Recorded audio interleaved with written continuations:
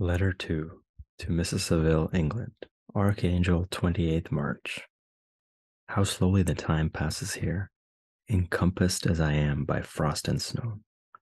Yet a second step is taken towards my enterprise. I have hired a vessel and am occupied in collecting my sailors. Those whom I have already engaged appear to be men on whom I can depend and are certainly possessed of dauntless courage.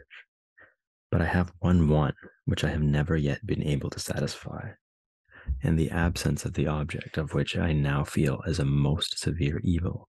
I have no friend, Margaret. When I am glowing with the enthusiasm of success, there will be none to participate my joy. If I am assailed by disappointment, no one will endeavor to sustain me in dejection. I shall commit my thoughts to paper, it is true, but that is a poor medium for the communication of feeling. I desire the company of a man who could sympathize with me, whose eyes would reply to mine. You may deem me romantic, my dear sister, but I bitterly feel the want of a friend. I have no one near me, gentle yet courageous, possessed of a cultivated as well as of a capacious mind, whose tastes are like my own, to approve or amend my plans. How would such a friend repair the faults of your poor brother? I am too ardent in execution and too impatient of difficulties. But it is a still greater evil to me that I am self-educated. For the first 14 years of my life, I ran wild on a common and read nothing but our Uncle Thomas's books of voyages. At that age, I became acquainted with the celebrated poets of our own country, but it was only when it had ceased to be in my power to derive its most important benefits from such a conviction that I perceived the necessity of becoming acquainted with more languages than that of my native country. Now I am 28 and am in reality more illiterate than many schoolboys of 15. It is true that I have thought more and that my daydreams are more extended and magnificent, but they want, as the painters call it, keeping. And I greatly need a friend who would have sense enough not to despise me as romantic, and affection enough for me to endeavor to regulate my mind. Well, these are useless complaints. I shall certainly find no friend on the wide ocean, nor even here in Archangel, among merchants and seamen. Yet some feelings, unallied to the dross of human nature, beat even in these rugged bosoms. My lieutenant, for instance, is a man of wonderful courage and enterprise. He is madly desirous of glory, or rather, to word my phrase more characteristically, of advancement in his profession. He is an Englishman, and in the midst of national and professional prejudices, unsoftened by cultivation, retains some of the noblest endowments of humanity. I first became acquainted with him on board a whale vessel. Finding that he was unemployed in this city, I easily engaged him to assist in my enterprise. The master is a person of an excellent disposition and is remarkable in the ship for his gentleness and the mildness of his discipline. This circumstance, added to his well-known integrity and dauntless courage, made me very desirous to engage him. A youth passed in solitude, my best years spent under your gentle and feminine fosterage, has so refined the groundwork of my character that I cannot overcome an intense distaste to the usual brutality exercised on board ship. I have never believed it to be necessary, and when I heard of a mariner equally noted for his kindliness of heart and the respect and obedience paid to him by his crew, I felt myself peculiarly fortunate in being able to secure his services. I heard of him first in rather a romantic manner, from a lady who owes to him the happiness of her life.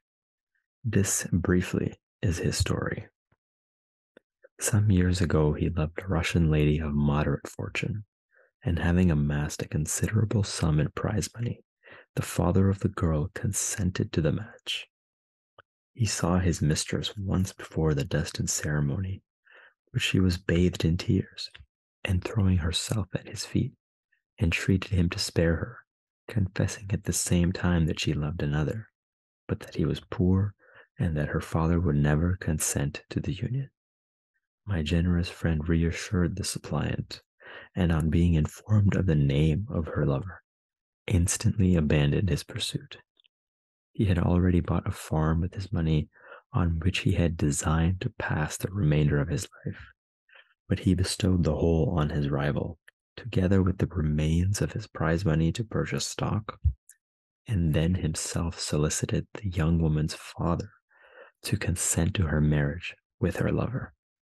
But the old man decidedly refused, thinking himself bound in honor to my friend, who, when he found the father inexorable, quitted his country, nor returned until he heard that his former mistress was married according to her inclinations.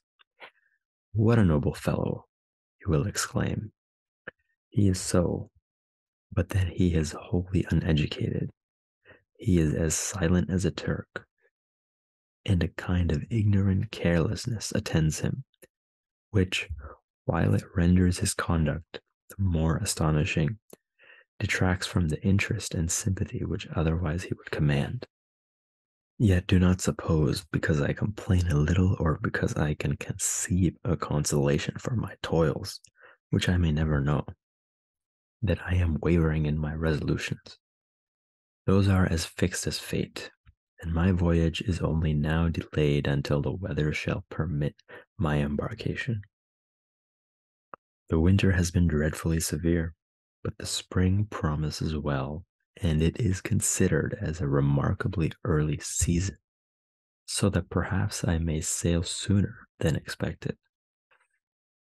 I shall do nothing rashly. You know me sufficiently to confide in my prudence and considerateness whenever the safety of others is committed to my care. I cannot describe to you my sensations on the near prospect of my undertaking. It is impossible to communicate to you a conception of the trembling sensation, half pleasurable and half fearful, with which I am preparing to depart. I am going to unexplored regions, to the land of mist and snow, but I shall kill no albatross. Therefore, do not be alarmed for my safety, or if I should come back to you as worn and woeful as the ancient mariner. You will smile at my illusion, but I will disclose a secret. I have often attributed my attachment to, my passionate enthusiasm for, the dangerous mysteries of ocean to that production of the most imaginative of modern poets. There is something at work in my soul which I do not understand. I am practically industrious, painstaking, a workman to execute with perseverance and labor. But besides this, there is a love for the marvelous, a belief in the marvelous, intertwined in all my projects, which hurries me out of the common pathways of men, even to the wild sea and unvisited regions I am about to explore. But to return to dearer considerations, shall I meet you again after having traversed immense seas and returned by the most southern cape of Africa or America? I dare not expect such success, yet I cannot bear to look on the reverse of the picture. Continue for the present to write to me by every opportunity. I may receive your letters on some occasions when I need them most to support my spirits. I love you very tenderly. Remember me with affection, should you never hear from me again. Your affectionate brother, Robert Walton.